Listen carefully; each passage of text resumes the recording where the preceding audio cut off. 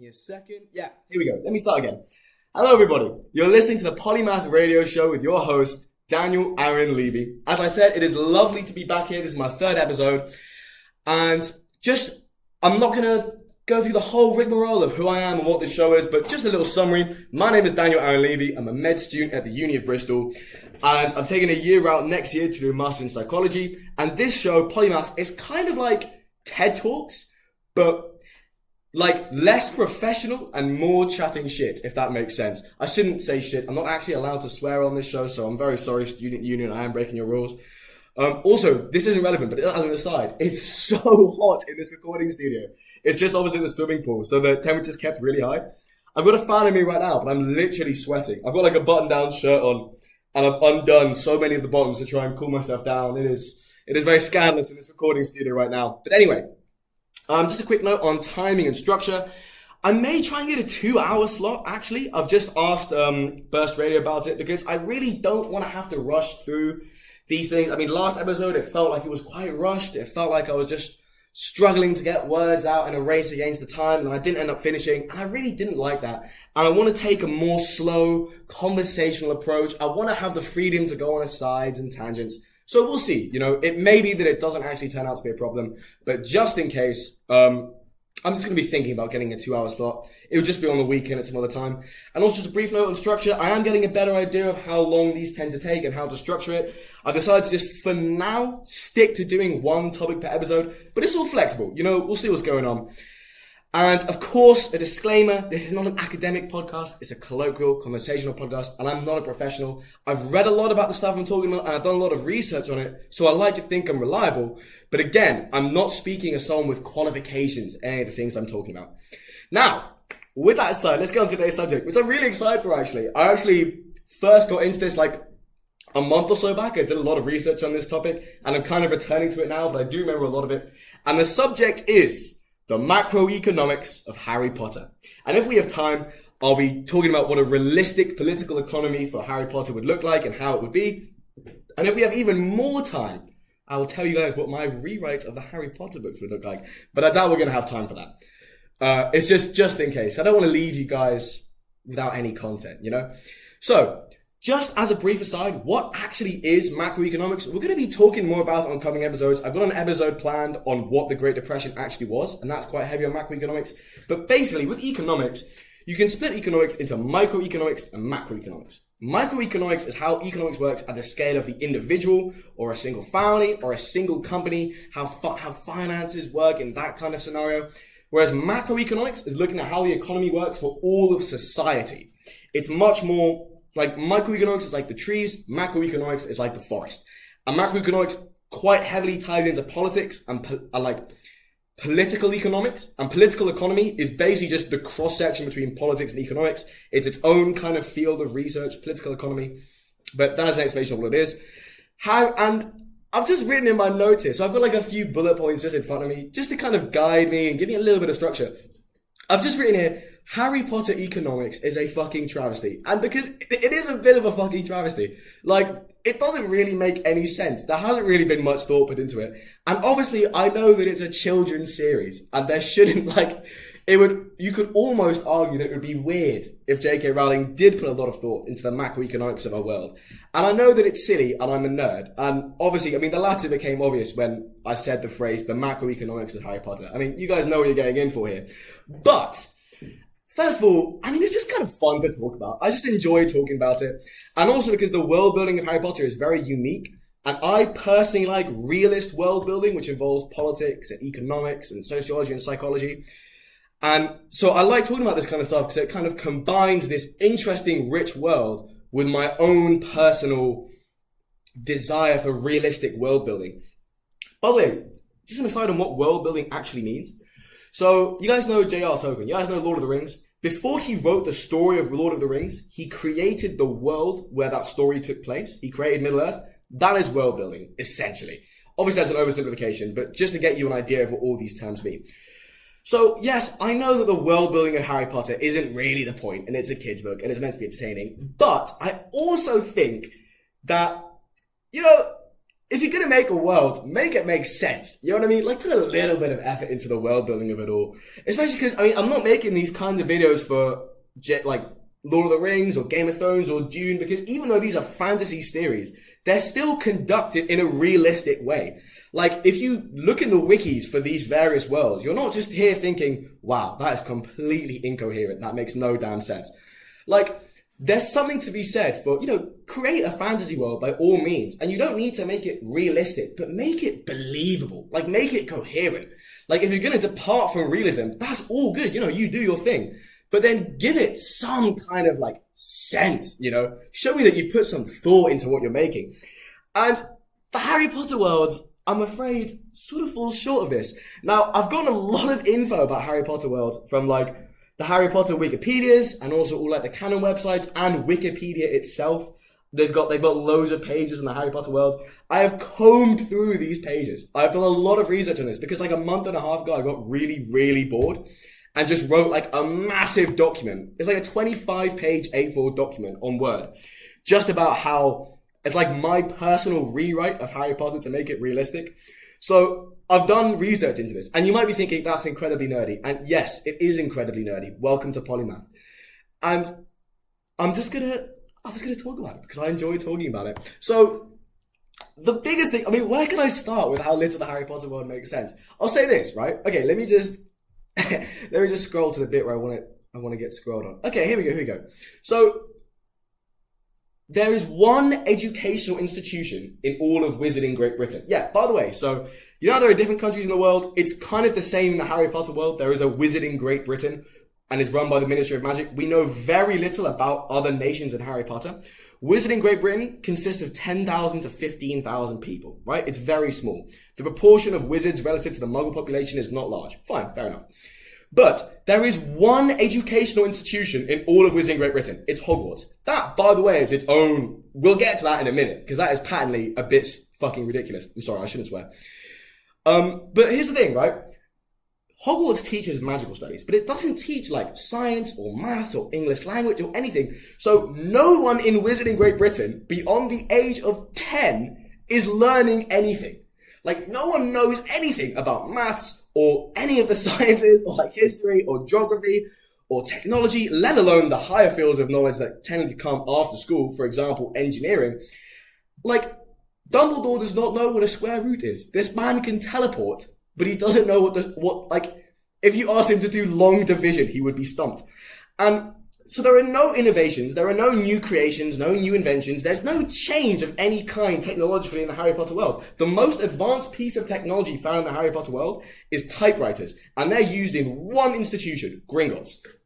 Everyone else is living essentially in the same technological world that they've lived in for centuries. Wizarding society is stagnant and has not progressed. And the obvious answer to this is, well, what about magic, Daniel? They've got magic. They're doing stuff with magic, and yes, they are doing stuff with magic.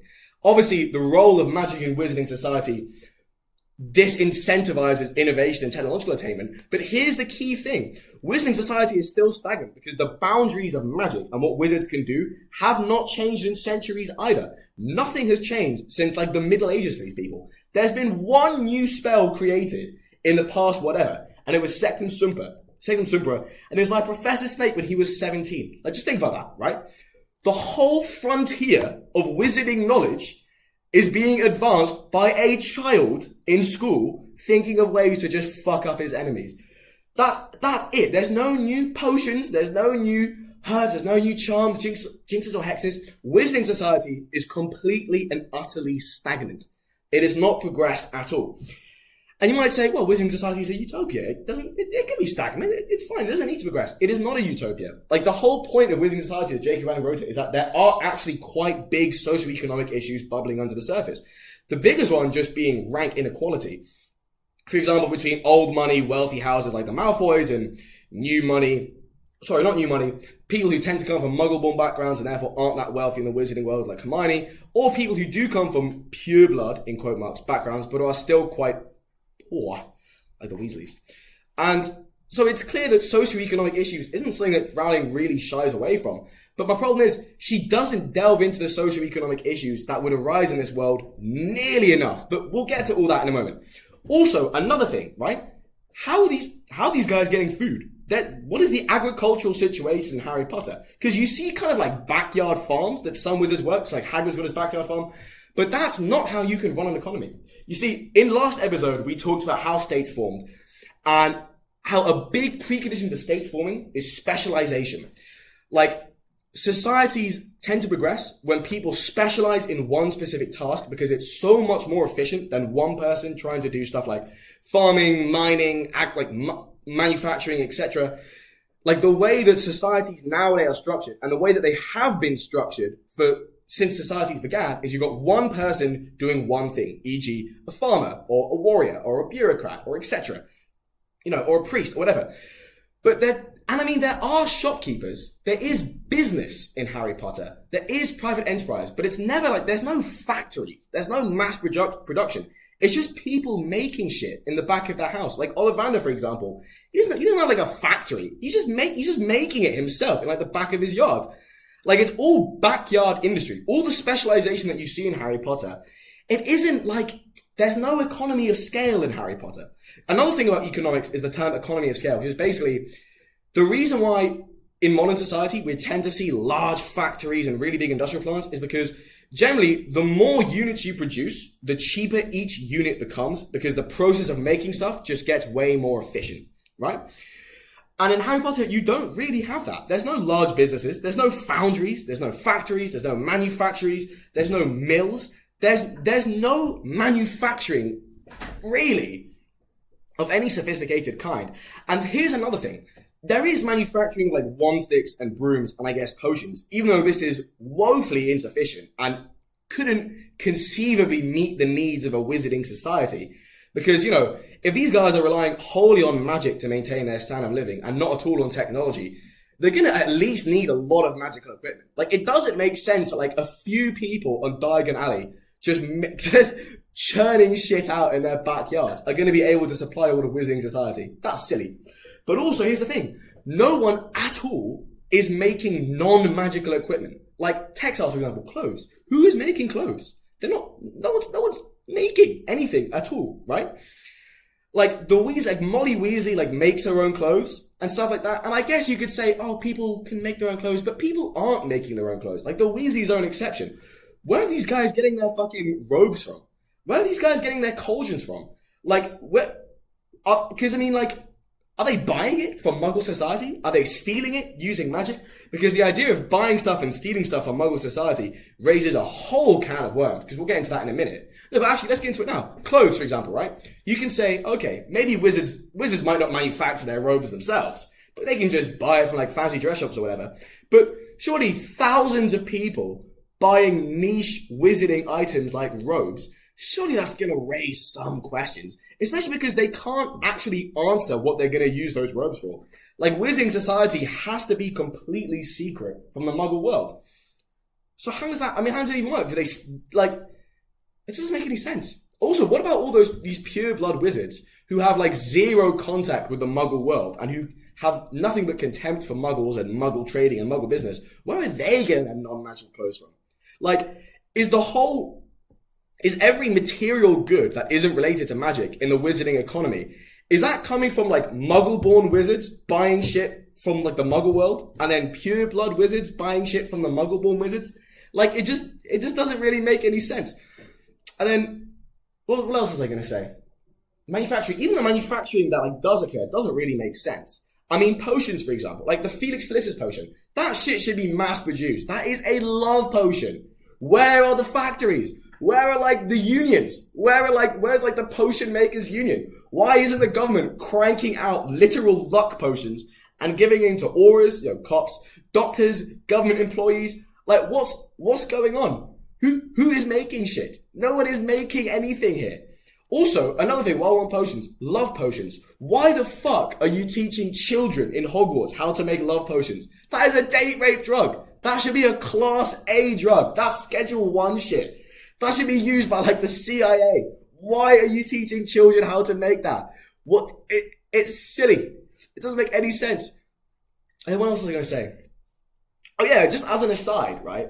So the reason why I said wizarding requisitions of material goods from the Muggle economy has to be quite secretive is because, like, you just know that if MI5 or the CIA found out about wizards, they'd do some horrible experiments on them. Like, they'd pull up to Hogwarts with, like, stealth bombers and, like, napalm and just wipe them the fuck out. And then they'd just capture a bunch of wizards, do some Unit 731 experimentation on them. Like, it wouldn't be pretty. It wouldn't be fun. There is a need for for wizards to maintain complete secrecy from the Muggle world because they're so outnumbered and outclassed in terms of technology by Muggle governments nowadays. I just don't think they do very well. I don't think they'd survive. I think in a war between the UK army and Wizarding Society, wizards would be fucked. Because, I mean, you got spells and that's sick, but what if you, like, you know what I mean? Like, drop napalm on Hogwarts. Everyone's going to be like, oh, fire, maybe we'll just do some water spells to extinguish it.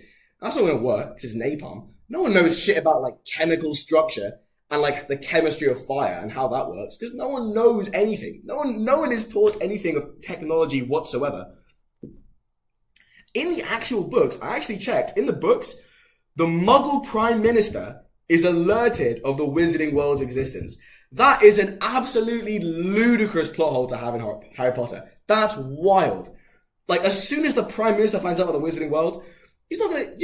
You're relying on this one dude keeping complete secrecy about a world of fucking wizards. What? No. Of course that's going to get out to wider society, or at the very least to other government agencies. Like, if the press doesn't pick it up, at least MI5 or MI6 is going to find out. Like, come on, it doesn't make any sense. So, anyway, there's no specialization in this world. Where there's no farms. Like, where are they getting their food? Are they just buying it from the Muggle world? How is Hogwarts holding these massive fucking feasts every single day of all these different foods when there's no, like, what is being grown? Where are the farms? Where are the ranches? Where are the mills?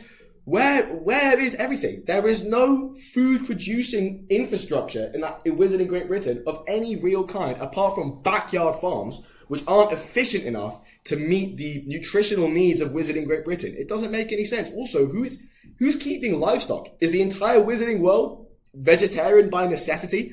I don't see any, like, farm. I mean, I would expect not to see battery farms. It's not an industrial society. But there's no farms or ranches of any kind at all. It doesn't make any sense. Also, so anyway, yeah. You've got this stagnant society, which has complete disregard of and contempt for Muggle technology in general. Typewriters are cutting edge technology, so there's minimum like a 200-year delay between Muggle technology and that Muggle technology entering the Wizarding world. There is no innovation or change at all. You have an entirely stagnant structure.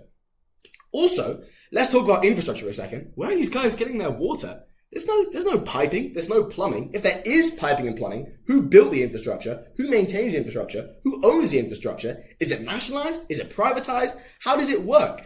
Where are people getting fresh water from? I know there's a spell in Harry Potter called Agua Benti, which produces water, and the Harry Potter wiki does say this is how wizards get their water, but like that, surely not. Like, surely it's, like, really? There's nothing beyond that. There's no real infrastructure for water. And even then, in that case, farming becomes extremely inefficient because instead of just being able to irrigate your shit automatically by taking like a river system and constructing like dams and dikes to divert the flow of water to farms, are wizards with farms just going around and just saying aguamenti like 50 times a day to water all their crops? That is woefully inefficient. That's not even what people millennia ago were doing. Like, that's what? They're not even using river irrigation. Yeah, like, what is the irrigation in the Harry Potter world? How are crops being produced? It doesn't make any sense. And water infrastructure aside, what about just infrastructure full stop? Who makes roads? There's no, like, the Ministry of Magic doesn't seem to be doing shit. So is it falling to private enterprise? But then which companies are making roads? Also, there are no large companies in the Harry Potter world. It's just like individuals or families on high streets just making stuff in the back of their yards. So who in this world who in Wizarding Great Britain has the capital to construct infrastructure? Because that's a huge upfront investment of money, which like a family working out the back of their yard wouldn't be able to muster. How is anything being made? Also, like, in a world where portkeys and teleportation exist, why is there no public transport network for all the portkeys? Like, you literally have teleportation, and yet you're just like, you're either walking around or there's like a train, there's a Hogwarts Express, right? That's silly. Because any motherfucker in King's Cross can just see you walk into a fucking wall, follow you, take that train. Now, literally, now the Muggle world knows of the entire Wizarding Great Britain's existence. So instead of just like sending wizarding students to some random place in a field and having them touch like a portkey, you take them to one of the busiest places in all of London. You have them walk through a fucking wall in a massive like platform where there are loads of people and loads of security cameras. You then have them take a train, which anyone can hop on, to Hogwarts. Why are you even bothering with trains? You guys can teleport. And also, another piece of infrastructure which the Harry Potter world relies on is the Flu network. Like, you know those like chimneys where you like walk in and you like drop some powder and you say where you want to go and you teleport. And then in the second book, Harry Potter says Diagon Alley instead of Diagon Alley because his brain is clearly quite smooth. No, I'm just joking. I'm sorry, Harry Potter. And he says that and then he goes to like Nocturne Alley, like that other place. That's the Flu network, like the teleporting thing. But also, like, who is building them? Who is building these fireplaces, first of all? Second of all, the Flu network relies on Flu powder, like the thing that you drop in the fireplace to teleport. I looked it up. There is one company which produces Flu powder. One company. It's not nationalized. It's got nothing to do with the government. It's just some private motherfuckers who no one knows anything about. They've kept the price constant despite inflation for centuries, which, by the way, doesn't make any fucking sense, but whatever. Like, so all of Harry Potter's infrastructure really, because there's not an extensive portkey network, the Ministry of Magic uses the Flu network, the whole, like, infrastructure of Wizarding Great Britain relies on this one company. So if you bought this company and just withheld Flu powder in Wizarding Great Britain, the entire world just grinds to a halt. And let me just consult. So I've just got the document that I wrote about Realistic Harry Potter open here. Oh yeah, Hogwarts School by itself, it's a private institution. It's not nationalized. It's regulated by the state and overseen by the state, but it's not owned by the state. Like the state, like watches over it and supervises it, but they can kind of meddle in it. Like for example, how Umbridge gets appointed to headmaster in Harry Potter and the Order of the Phoenix. But Umbridge being appointed by the state as headmaster is seen as this kind of crazy milestone event of the Ministry of Magic interfering with education. Like, bro, there is one educational institution in all of Wizarding Great Britain. It's just owned by some guys. It's private. It's not even a nationalized institution. They can be teaching anything there. And there's nothing anyone else can do about it. No one else, there's no schools, there's no unis, there's no polytechnics. There's nothing. There is literally no other way of attaining an education except going through this one institution, and the government isn't in control over it. Also, time turners. Why the fuck does Hermione Granger have a time turner? Like, time turners, they should be either destroyed by the government due to their extreme power and level of dangerousness, or they should be kept under fucking lock and key. Like, they should be tightly locked up. How the hell has a 13-year-old schoolgirl been given the power to manipulate time in the third book? Like, who? What? That doesn't make any sense. Professor McGonagall just gives it to her like, oh yeah, I thought it'd be useful for your studies. Bro, you are giving this woman the powers of Jesus Christ. What are you doing, man? It just doesn't make any sense. And then let's talk about the actual economy itself now. Because, like, we've kind of been talking about broad economics, like how the society works. Let's get into the nitty-gritty a little bit. First of all, I did check, and in the Harry Potter universe, J.K. Rowling has said you can't duplicate things. You can't make something out of nothing. Fine, fair enough. But what you can do, is elemental transfiguration. So turning something into something else completely unrelated to it. Like, I'm not just talking lead into gold. I'm talking like how Mad-Eye Moody in the 5th book turned Draco Malfoy into a ferret. Like, you are changing someone's whole structure, but you can change the elements of something. Like, Professor McGonagall does some shit where, like, I don't know, she turns something into a cup or something like that in, like, their first transfiguration lesson. But the fact that you can transmute elements into other elements in the Harry Potter world just completely breaks the world. Like, that is a massive world-building oversight, because once you've got that in place, there's nothing, like, there's no coherency to the world anymore. It just opens up too many plot holes. It completely breaks everything. Also, another, like, big world-building plot hole, which isn't actually relevant to economics, but I thought I would just bring it up because it's a little bit shocking. There's no cost to doing magic in the Harry Potter world. Like, it doesn't, like, tire you out. It doesn't deplete mana or anything like mana or any kind of stat or anything like that. You can just keep doing magic. You can just hold a wand, and as long as you can speak, you can just churn out spells infinitely. And yet, which, like, first of all, it's just too overpowered now. Like, there has to be some kind of cost to doing magic. Like, in every work of fiction, whenever you build a magic system, you think of, like, at the very least, what can magic do? What can't magic do? What is the cost for doing magic? Like, those are, like, the three basic rules for dealing with magic of any kind. But, like, magic in Harry Potter, there's no, like, J.K. Rowling never sets out any rules for how it works. There's no, like, you can just do shit. Like, in one... Like, it's all like contingency story writing. It's like when there's a need in the story for some Deus Ex Machina plot device, what do you know? One of the characters knows some crazy spell which happens to solve the situation. There's no, like, rules to how magic works. There's no system. There's no structure. And I know that it's a kid's book, and it doesn't necessarily need to be a system or structure, but it's still written by, like, an adult who, I don't know. I mean, maybe my view of how world building and stories should be conducted is wrong. It's fair. Like, I understand that not every work of fiction needs to have a system or a structure, especially not children's fiction. But it's just sort of like in good storytelling, there is some kind of rules. There is some kind of system. It's not just like, oh, Harry Potter got into this bad situation, but then he remembered this spell that could suddenly help him, and there was no cost to him for doing that spell. Like, it's just sort of lazy storytelling.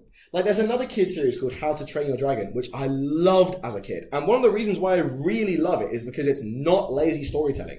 Like, there's no magic per se, but everything that happens in that book happens for a reason. There's no, like, Deus Ex Machina plot devices that just get the protagonist out of trouble. Like, whenever the protagonist solve a situation, it feels fair. Like, it's using information and using equipment that the reader already knows about. It's not just like a Deus Ex Machina conjured out of thin air specifically to help with that plot obstacle, you know? It's just clever storytelling. Like, writing a kid's book doesn't... I mean, it depends how young your audience is, but for Harry Potter, it doesn't preclude you from needing good storytelling. And I'm not shitting on J.K. Rowling's storytelling per se, although I have to admit, as she is a transphobe, I'm not especially sympathetic to her. I mean, like, the books are good. I enjoyed them a lot as a kid. So I'm not saying she's a bad writer, not at all. But I would say she's a bad world builder because it doesn't make any sense. But anyway, right? Let's talk about currency. So there's bronze nuts, silver sickles, and gold galleons. That is how the currency works. The currency system, by the way, is still based on precious metals. Like, the currency is worth its weight. Well, that's the thing, like, it's not actually specified. There's an exchange rate. It's like 493 bronze nuts to a gold galleon or something like that. And then like 27, I think, silver sickles to a gold galleon. Let me look up silver sickle to gold galleon exchange rate. God, what am I doing? What is my search history? Silver sickle to gold galleon exchange rate. Yeah, 29 bronze nuts in a sickle, 17 sickles in a galleon, and 493 bronze nuts in a galleon. Okay, so there is like some kind of system between converting between the three different currencies. By the way, as a currency, like, obviously this is a kid's book, so it's meant to be silly, but in a real world, that would make no sense. You have three different currencies. They're all made of different metals. What? Why are they made of different metals? They're not decimalized at all. They're based on, like, 29. I think 29 squared is 493. I'm guessing that's why she did it like that. I haven't actually calculated. I'm just assuming there's some kind of reason to the number 493. I'm going to look that up real quick. 29 times 29 is 841. So where the fuck did you get 493 from, bro? It doesn't even make sense. Even, like, the random bullshit rules for currency aren't coherent. Like, come on, man. What are you doing? Anyway, yeah. So the currency itself, you would think that it's, like, worth its weight in whatever metal it is.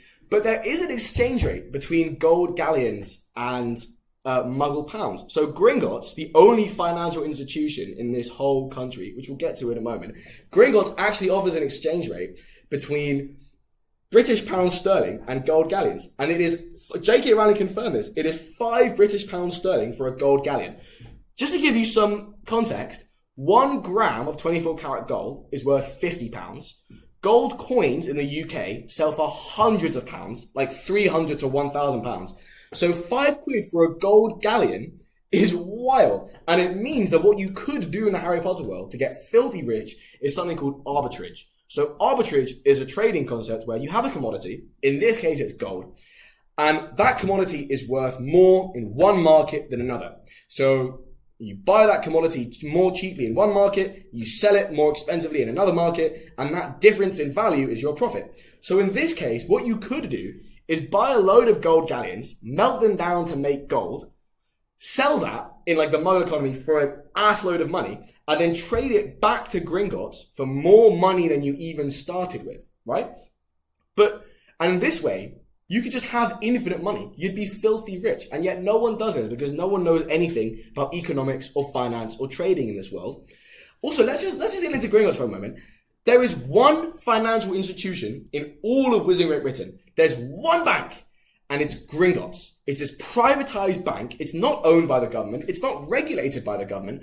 I looked up like who owns Gringotts, and the answers you get in Harry Potter wikis are just goblins. Like just goblins. There's no one dude, just goblins.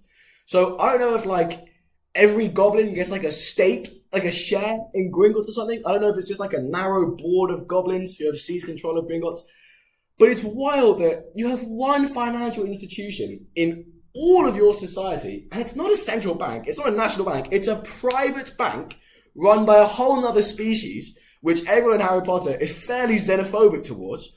They don't do what banks should do. Like, there's no financial assets in this world of any kind. There's no assets, there's no stocks, there's no shares, there's no bonds, there's nothing. Gringotts, the one financial institution, doesn't even do loans. All this means that, like, the reason why there's no real private enterprise in Harry Potter is because it's so damn hard. Like, if you, a budding entrepreneur, don't have the capital to start your own business right away, there's nothing you can do about it. Like Fred and George Weasley started their own joke shop because Harry Potter gave them a loan. Harry Potter shouldn't be giving them loans. The bank should be giving them a loan. Think of how many poor wizarding wizards and witches who want to follow their dreams, but they can't because they don't have the money to start their own business. And there is no bank who will lend them that money. By the way, in global economic history, the rise of intangible financial assets like stocks and shares were really, really important in fostering world development. And especially in Europe in the early modern era. Early modern era, by the way, is 1453 to 1789. There are other dates that historians use sometimes, but 1453, fall of the Eastern Roman Empire, 1789, the French Revolution. And in the early modern era, you kind of see the growth of capitalism in Europe. And intangible financial assets were really, really important to that. And the complete absence of any of that in the Harry Potter world, like, you can see why there's no innovation in this world. There's no opportunities for development. There's none of the key, like, financial infrastructure in place for developing this world. It doesn't make any sense. Also, Gringotts itself, right? So let's say you have raw materials. You've got gold or silver or bronze. By the way, where the fuck is Wizarding Society getting that from? Like, are there mines? Where are the miners? Are they using magical creatures to do this? I think I remember looking up that, like, I think on the wiki, it says that precious metals are excavated from the earth using magical creatures called nifflers who can smell out stuff. That's fine. But then, but how does that work? Where are the mines? Who owns these mines? Are they private? Are they national? How active are they? How much gold has been found? Like, if Wizarding Society has been going on for ages and it just exists in Wizarding Great Britain, are they ever just going to run out of metals? Also, are there wizards to help with this? Like, are you guys... Hold on a second. I'm going to search up Wizarding World Niffler. Because to my knowledge...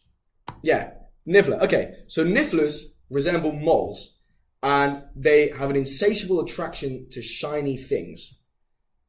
I'm not actually sure. Do you know what? Holy shit, I might be misremembering.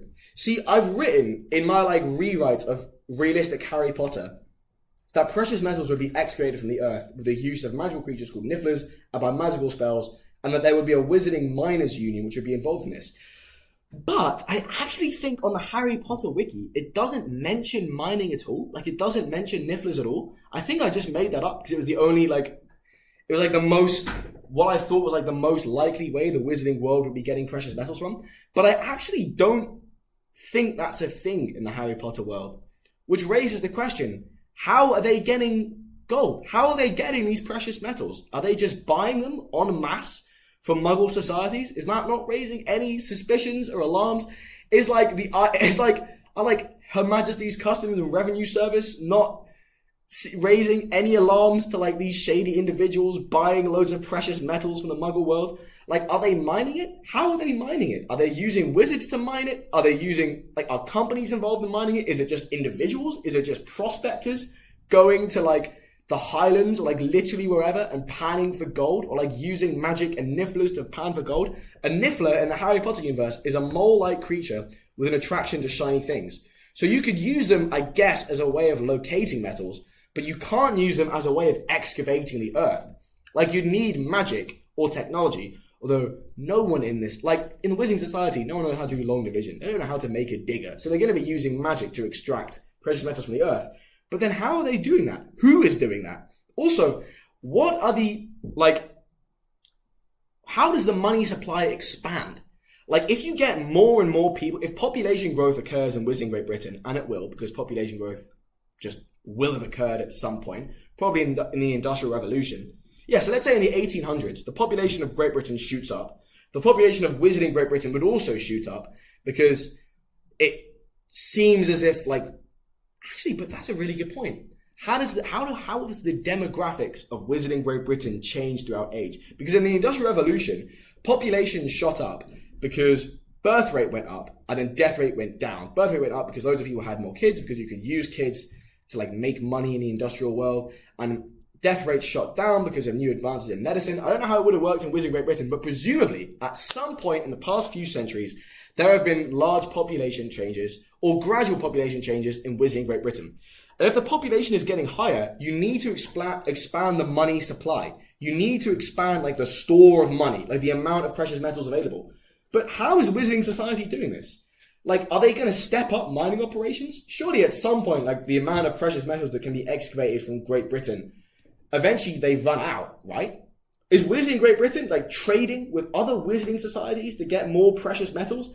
Is there like a Wizarding Democratic Republic of Congo with like huge gold reserves that is like making a shit ton of money selling gold to other nations? What is the trade policy of Wizarding Great Britain? Is it protectionist? Because I don't see any foreigners in Wizarding Great Britain. I don't see any foreign capital. I don't see any foreign investment. I don't see any foreign workers, any foreign tycoons there. It seems as if Wizarding Great Britain is this completely shut off, isolated society which is not trading with other Wizarding societies. At the same time, there haven't been any advances in either technology or magic which would allow miners to extract precious metals from the ground more efficiently. So, like, where are these people getting these precious metals from? Like, how are they expanding the money supply? Also, even if you have precious metals, you still have to mint that into coins, right? Now, historically, like, in European countries, the king, the monarchy having control of mints is really, really important, because if you have mints, like a mint is just like the machine or facility that stamps precious metals and makes them marked coins. Like that's really important for financial authority. I think there was like in like the early Middle Ages, lots of feudal countries had mints which were run by lords as well, which massively undercuts the power and the authority of the monarchy. So government control over the minting of the nation's currency is clearly very important. But guess what? There is one mint in Wizarding Great Britain, and it's owned and operated by Gringotts Bank. It's not government owned. It's owned by Gringotts, just this private institution of goblins who are explicitly hostile to humanity.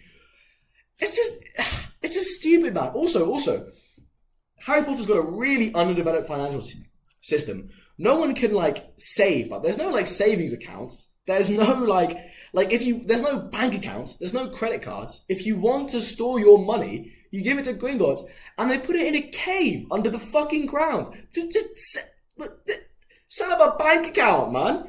It's not numbers on a screen. It's they put it in this cave underground, which anyone can go into and just nick. Also, if these goblins want to access these caves, they have to go through some rickety minecart system underneath the ground, which you see in the Deathly Hallows. Bro, you can teleport. Just use portkeys. What are you doing, man? It doesn't make any sense. And then also, how stable would the wizarding currency be? Because there's no financial instruments in place to mollify, I don't know, bank runs, for example. What if people lose faith in the wizarding economy and everyone wants to withdraw their money, and then that causes a bank run? Oh no, actually, a bank run wouldn't happen because there's no loaning anyway, and there's no stock market for people to lose there's no stock market for people to lose confidence in. So I guess bank runs wouldn't happen. But still, the currency would be unstable. Inflation, I guess, would be ameliorated because there's a really limited money supply. I don't know who is getting metals, but, clearly there's like a limited amount of metal and there's a limited amount of economic activity which is going into extracting metal from the ground because there's no large-scale companies or large-scale specialization. But, what about inflation? Well, it's not monitored by anyone. No one even knows what inflation is. No one knows anything about economics at all. It doesn't make any sense. Wizarding currency isn't pegged to or linked to any muggle currency at all, or even muggle values of precious metals. So the exchange rate of gold galleons to British pound sterling, so 1 gold galleon to 5 British pound sterling, is that constant? Has it been that way for thousands of years? Was that set up in the Middle Ages when £5 was a baron's yearly income, and now it's just become completely obsolete? It doesn't make any sense. Also, what was I going to say? Oh yeah, what's the tax policy of the Ministry of Magic? How are they making any of their income? Is there an income tax that people are getting? Is there a land tax? Is there value added tax? What's the fiscal policy? What's the trade policy? What's happening here? It doesn't make any sense. Also, the Ministry of Magic is by far the largest employer in Wizarding Great Britain because there's so little private enterprise. There's no large companies. No one has, I don't know of anyone, bar any institution, bar Gringotts, which even has employees. Everyone is just working for themselves.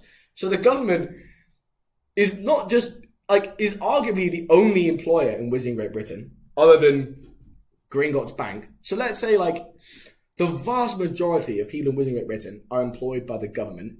Just to give you, some context, in Sweden, or Norway or Denmark, the Nordic countries where state kind of, I don't want to say interference because that sounds pejorative, that sounds bad, but the state's role in the economy is fairly high for Western capitalist countries. The government employs maybe 30% of all people, the workforce, 30% of the workforce is tied to the government in some way. In Wizarding Great Britain, it would be way, way higher.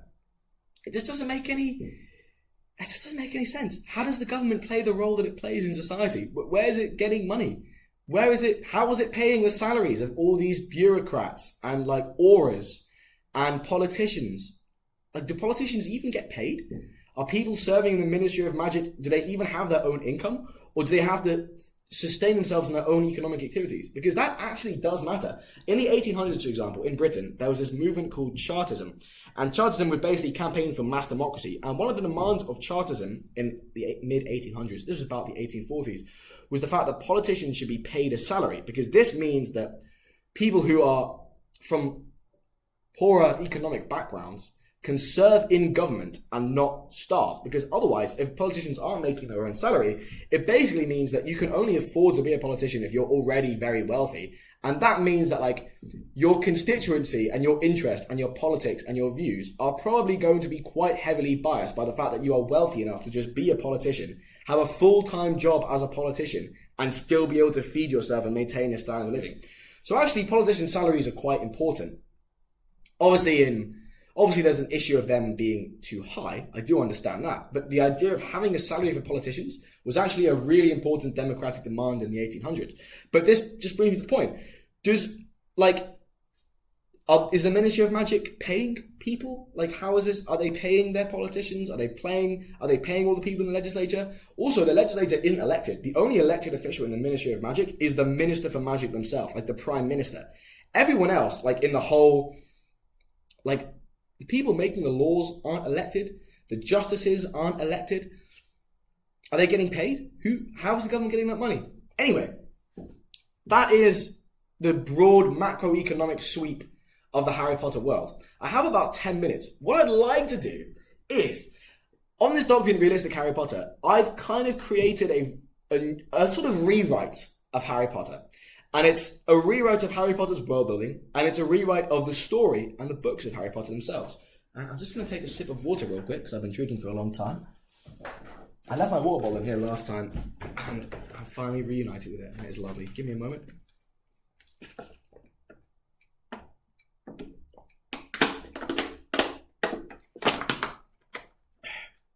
If you could hear me drinking water just then and it sounded very uncomfortable, I am sorry. I'm not trying to do ASMR on this podcast. But anyway, so I've just written in this document how I think the Harry Potter world would actually work. Both in terms of how, like, I haven't changed its economy here because I think the point of okay, let me start from the beginning. I rewrote Harry Potter. The premise of my rewrite is that the story revolves around economics and politics and the role of economic discontent in political polarization and extremism. It also delves a lot into sociology, psychology, and history, where the real focus of the narrative is political and cultural conflict, with Voldemort and the Death Eaters taking advantage of political conflict to seize power. And the premise of my rewrite is that the economics of the Harry Potter world are equally as messed up in this world as they are in the original. The economics of Harry Potter are as messed up and primitive in my rewrite as they are in the original, but in my rewrite, that primitiveness has actual consequences and then is explored.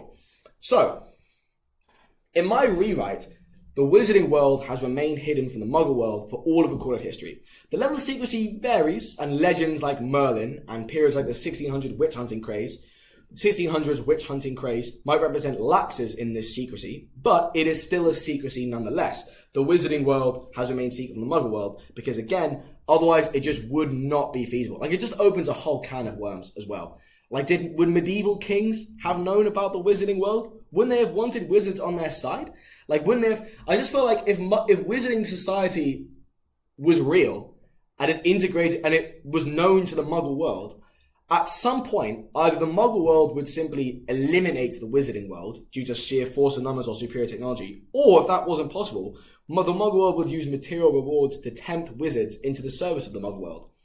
Like, for example, Mansa Musa, like one of the richest kings of all time, the king of the African empire of Mali, he had so much money that when he went on tour, in quote marks, on holiday, I guess like a visit to Egypt, he gave away so much money for free, he caused an inflationary crisis. Surely a person that rich would have hired like a few wizards. You know what I mean? Like, it just doesn't really make any sense. Do you know what? I'm now just thinking, I could continue talking about my rewrite of Harry Potter, or I could leave that for a future episode, and in that future episode, I could also tell you guys the story of my rewrite of Harry Potter, because I have rewritten the story of Harry Potter. Like, I've planned 8 books.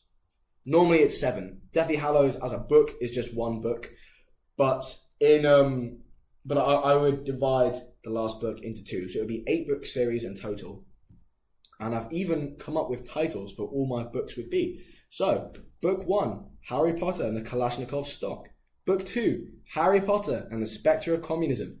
Book 3, Harry Potter and the Stolen Amphetamines. Book 4, Harry Potter and the Oedipus Complex. Book 5, Harry Potter and the War on Terrorism. Book 6, Harry Potter and the Geneva Convention. Book 7, Harry Potter and the Thermonuclear Bomb. Oh, I was wrong. I didn't divide Deathly Hallows into 2 things. So it is just 7 books. Okay, my bad. So, I have rewritten Harry Potter. I think I'm going to save it for another episode because we're coming to the end and I don't want to have to rush through it. I want to be able to give it the time that it deserves. I will admit, Harry Potter and the Thermonuclear Bomb, I put in a nuke just because I thought, I was just like, fuck it, let's put in a nuke. Like, I know it's not super realistic, but anyway. And the point of this book series, like the rewrite that I've done, is that basically wizarding society is stagnant. Wizards are completely dependent on the Muggle economy because they don't make shit for themselves. They're not growing food. They're not manufacturing goods. So they just requisition it from the Muggle economy. And this was fine in the 1950s and 1960s when the Muggle economy was going through a global economic boom and the average wizard had a really high standard of living. But since the 70s, when the global Muggle economy has been in persistent difficulty and rate of productivity growth has been slowing a lot more recently, and the share of manufacturing in high-income economies has declined quite a lot. Now, it's much harder for the Wizarding world to requisition supplies because Wizarding population has gone up, but it's not gone up in proportion with the manufacturing sector of high-income economies. With the result being that there are now fewer manufacturers available per wizard than there were before, so the standard of living for wizards in high-income nations like Great Britain has been slowly declining. So, because, if the only way that wizards can acquire non-magical manufacturers like textiles and basic clothes, or I guess just typewriters also, literally anything, like windows, glass, anything, any object that is like a necessity for life, even candles, like I don't think the wizarding world is mass producing candles. Any kind of non-magical material good has to be acquired from Muggle society. But it's getting more difficult to do that because Muggle society has been becoming less productive and because Muggle society is moving away from manufacturing and more towards the service sector of the economy, but the wizarding population is going up and up and up, then it means that the material standard of living for wizards in nations like Wizarding Great Britain has gone down, and that leads to political polarization, and it causes unemployment, causes inflation. No one understands or measures unemployment or inflation, so these kind of social ills that aren't even explained. Right-wing thought and extremism starts to rise, so does political polarization, so does prejudice, and that's kind of how Voldemort and the Death Eaters slide their way into power. Just as an aside, actually, because I do want to talk about some actual economics, I feel almost bad because I haven't really imparted anything worth learning in this episode. I mean, it's sort of been, we've gone through a few basic economic concepts, but I think this episode is very different in nature from the prior two episodes and to other episodes. This probably won't really be a pattern. I think, again, the vast majority of episodes of Polymath are going to be about, like, just things like knowledge. Like, it's going to be stuff, like, it's not going to be appraisals of fictional universes. It's going to be talking about knowledge in our universe. I just thought it'd be kind of fun to do one about the macroeconomics of Harry Potter. It is kind of enjoyable. But we haven't really spoken much about actual macroeconomics or economics in general. And that's fine. I mean, again, this isn't an academic podcast. It's a global podcast. So it's all good. I'm not putting any pressure on myself. But I will just clarify what I meant by the service sector of the economy. So, economy consists of, nowadays, some economists say it consists of 5 sectors. But traditionally, economies have been thought to consist of 3 sectors. The first sector, or the primary sector, which is resource extraction. So stuff like agriculture, fishing, mining. It's essentially just taking resources from the world. The secondary sector of the economy is manufacturing. So producing stuff. The tertiary sector of the economy is services. So services, it's like medicine or law or being an Uber driver or being a waiter or working in retail. It's when like your role in the economy isn't to make stuff, it's to do stuff. And basically before the Industrial Revolution and modern capitalism, most economies were based on the primary sector of the economy, and the way that countries got richer was by acquiring more land, and that means they could extract more resources from that land. Starting from the Industrial Revolution, in high-income nations and developed nations like the West, manufacturing predominated in economics, and then starting from around the 70s and the 80s and continuing to this present day, the tertiary sector of the economy has started to predominate. Now there's actually like a quaternary sector of the economy, which is based on data services, so just dealing with information. And some economists talk of a quinary, so a 5th sector of the economy, which is about like, they call it human services, and it's just about like media and like, I think like, I don't actually know, it's a bit of a wishy-washy concept, the whole quinary sector. I'm going to look it up for you guys so I can give you like a concrete definition of it. So quinary sector definition. So the quinary sector is the highest level of decision-making in a society or economy, including top executives, government, science, culture, and media. And it's counted as part of the quaternary sector. Yeah, okay, fine, brilliant. So, anyway, it is now 6:55. We have talked a lot about the economics of the Harry Potter world and how it doesn't really make any sense. We've also kind of brushed past my rewrites of Harry Potter, but we'll get into that more in like a future episode. Again, I only really have 1 hour here, so I'm really wary of just saying too much. So I don't want to have to rush, you know what I mean? I want to be able to say stuff at my own pace. I want to be able to maintain like a sense of casualness, which I feel like is really difficult to maintain if you're rushing through a massive script. I am going to stop this podcast here, however. Sorry, not podcast, radio show. I keep calling it a podcast. It is a radio show. If any of you are still listening, I'm really honored to have listeners. It's such a pleasure. I hope you guys have found this interesting. or at least entertaining. Whoever's listening, thank you so much for listening. If you're not listening anymore, but you were listening earlier, thank you so much for even just tuning in. It's honestly a real honor to me that people want to just listen to me yap and find it engaging. Really, I am genuinely really honored. It's a real privilege to have people listening to me like this. Not that I actually know if people are listening to me. It's entirely possible that no one is listening to this radio show right now, and I am just talking to myself and thanking literally no one.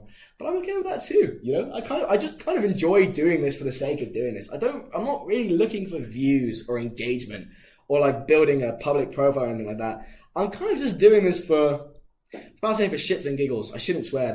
I've been explicitly told one of the rules of Burst Radio is that you shouldn't swear. And I'm trying not to do it. So I am very sorry, Student Union. I'm not doing it to spite you. I love you. But it's just that, like, I don't know. It's part of my speech patterns normally. So it's kind of difficult for me to not do it because it's so ingrained in my verbal muscle memory. That isn't a term, but like, you know what I mean? Like muscle memory, but when it comes to speaking. Just said speeching. That's how you know it's time for me to hang up now. I'm saying speeching. Anyway, I wish you guys all the best. It has been a real pleasure to be talking to you guys today. I'm your host, Daniel Aaron Levy, and I hope you guys have a lovely night.